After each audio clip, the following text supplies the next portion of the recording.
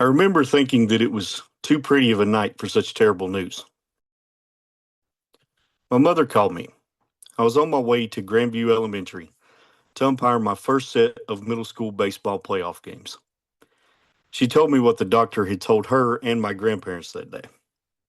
My grandfather had just been diagnosed with stage 4 lung cancer that had metastasized to his brain. I was working as a CNA at the time, and I knew just enough to know that he wouldn't survive the year. I remember thinking that I couldn't cry, that I couldn't let her know just how little time he had left. I don't remember exactly what I told her, but I remember walking onto the ball field that night a complete mess. But I couldn't let that show. I pulled a muscle in my back the first game, so the whole night was painful, both mentally and physically. I didn't really get to let it sink in until after the games were done. Later that night, unwinding in my bedroom with a book, I finally had time to think about it. I already knew what was going to happen, but emotionally, it was a gradual process, just remembering all the memories. For a little bit of background, my grandfather, or Paul as he was called, was a character. I can remember him sitting in the same pew at church with one of his best friends, cracking jokes and making faces at the kids before the service.